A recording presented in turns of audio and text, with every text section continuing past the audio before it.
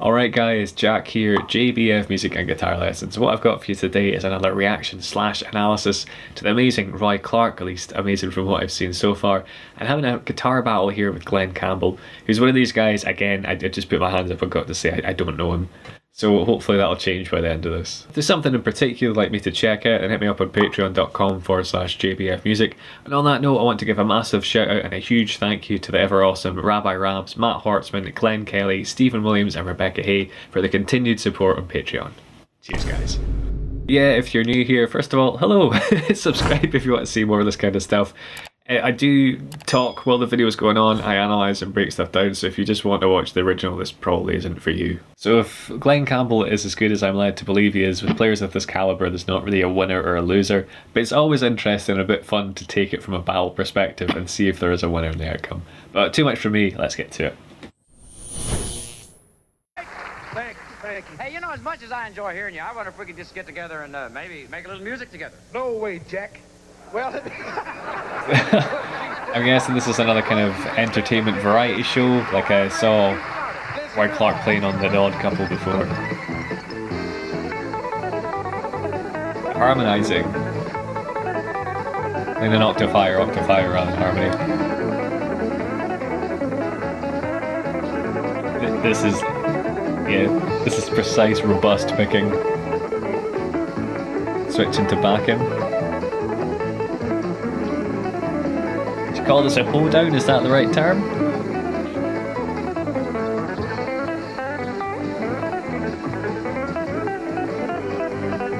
So what they're doing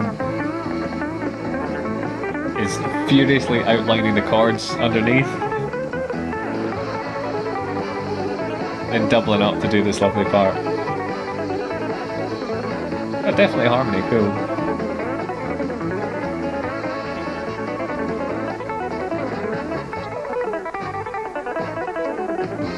Really tight, really locking in with each other.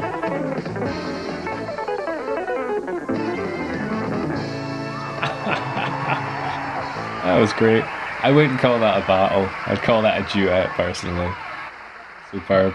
No winner as far as I'm concerned. Before I go through that and attempt probably feebly to break some of this stuff down, there's a few things that reminded me of. I'm coming at this from kind of like a rocker perspective. That was my kind of main thing. Obviously you branch out from there, do a bit of blues, bit of jazz, funk and pop and all that kind of thing.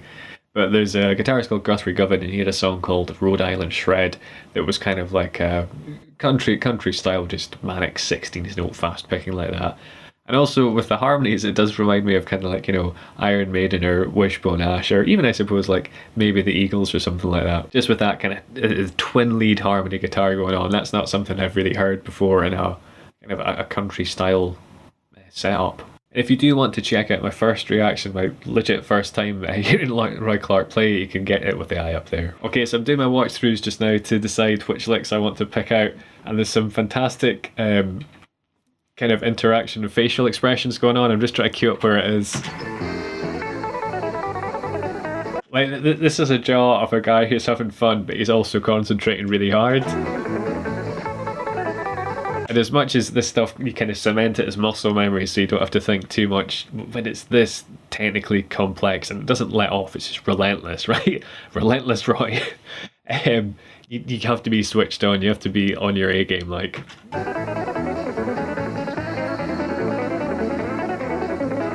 Like that way look at it there, that, you know, there's a communication going on between them as well, where they both know this is difficult stuff, kind of on the edge of the technique almost. Like those expressions there, it's like, this is tough, but we're nailing it, Glenn. And then here, you can see this slight relief that he's getting to play chords and enjoy listening to his mate play. It's these lovely kind of interactions that you don't often see, or we don't often pay as much attention to, because there's such kind of great music and performance going on. You almost kind of forget about the person behind the music, but it just seems like they're having a whale of a time here. There's another thing I spotted here, I'm not entirely sure what's going on, right, but if we watch Glen Campbell,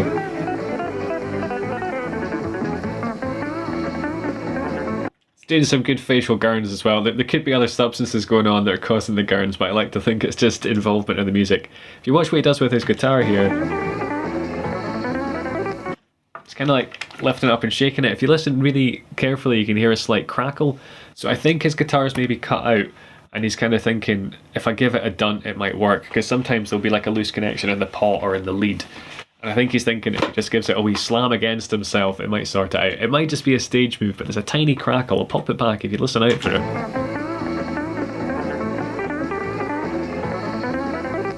There, kind of that sort of noise just before he lifts it up. So and it might have just been to signal, it might have just been a stage move to signal the end of the solo. I could be talking nonsense, but there's certainly situations I've been in where something stops working and you kind of like give this a dunt or give it a move and kind of hope it sorts itself out.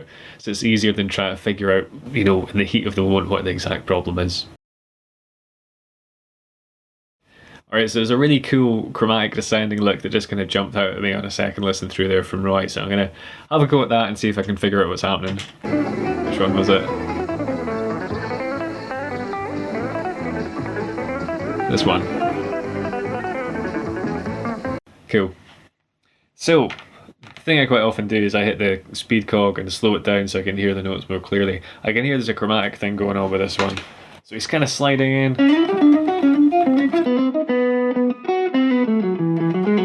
Something to that effect. I don't think I'm going to be able to get the speed Roy gets on it. Yeah. Not off the bat anyway, I'll take a bit of practicing. I think that's about as good as I'm getting it for now. This is a really quite difficult one to pick. I'll break down the notes, and I'll talk about how I would kind of cheat to do it up at this speed, because his technique is just blisteringly good. You're kind of sliding into this note here. It's an E, the 9th fret on the G. You're going up to 8th fret on the B. Save this. Then we're going to take this cool little chromatic pattern and just descend, go down the neck. So you got on the G string again, you're 7 to 8, and then you're going to hit 7 on the B string. And if you just think about the shape of semitone up and then kind of semitone down but onto the next string, you do that going down. Just going down a fret each time, so you're starting on the 7th fret, starting on the 6th, 5th, 4th. You also want to add in a bit light palm muting on this, so if you play without the palm muting, it's got a more open sound. If you rest your palm on the bridge, you get that more kind of a chicken picking type of sound. That sort of thing. And then we're going to go, what I think he did here, it's a wee bit hard to hear on the recording, so correct me if I'm wrong here. Great line, outlining a E major chord there. So he's playing with the major minor tonality. Well, I'll try and keep off the theory and keep on track of the lick here. So we've gone. We're gonna hit that note again, that 4th fret on the G string. Then I think he's playing an open B, so it's the same note. 5th fret on the B. Then we're gonna pull off. Oh, sorry, 7th fret on the B. Pull off 5 to 4 on the G. Then we've got a 7. Down to 4 on the D string. Gonna hit that 7th fret on the A string. Hit that one more time. Then we're gonna go 4 on the D. Right. So far I'll recap that.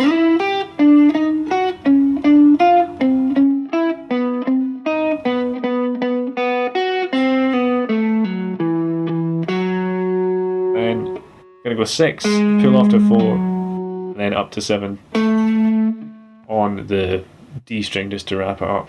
Right, in terms of the technique, I think he's using mainly a combination of alternate and economic picking. So we're sliding in, I'm just doing it down on that and an up. Then here what I think he's doing is palm muting with the alternate picking. So you're going to go down, up, down, then it kind of switches around, so you have to go up, down, up, then you're back to down, up, down, up, down, up. Now here, what I found easiest after hitting that up on the B string was to do another upstroke on the G, so kind of sweep through it. So you have this alternate so far, sweep, and then you hit that again, hit the open B. So I'm doing this as like a up, then a down, down, up. Then we get a little pull off here on that part. So hit that with the down up, it doesn't matter too much.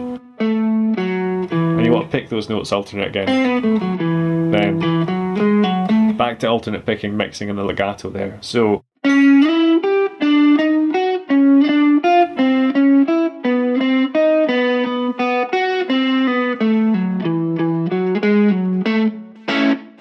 Wonderful. So I've done a lick from Roy, I'll have a listen through again and I'll pick up one from Glenn.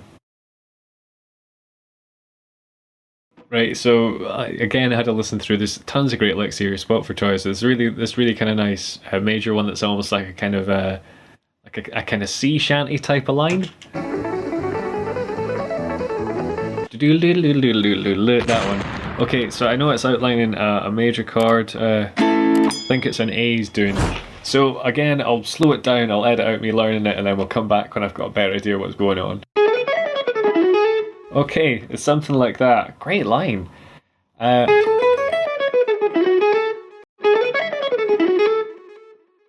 It was about as clean as I'm going to get it, so I'll break it down. This, I think, is all alternate picking, and I think he's using downward pick slanting. If you want a lesson on that, you can click the eye, they'll be floating up there. Don't want to dive into it too much just now. So starting on that 9th fret on the B, we're going to go up to 10, and then 12, and again, alternate picking, so I'm just going to go down, up, and so on. So going up on that 9th fret on the E, you go up to 12, down to 10, down to 9, back onto the B string where we're going to go 12, 10, 9. And you want to roll your finger across the 9th fret on the G string, up to 11, still on the G. We're going to go to the 9 on the B, and then resolve it beautifully to that 10th fret on the B. So starting on a downstroke, you just want to start off nice and slow.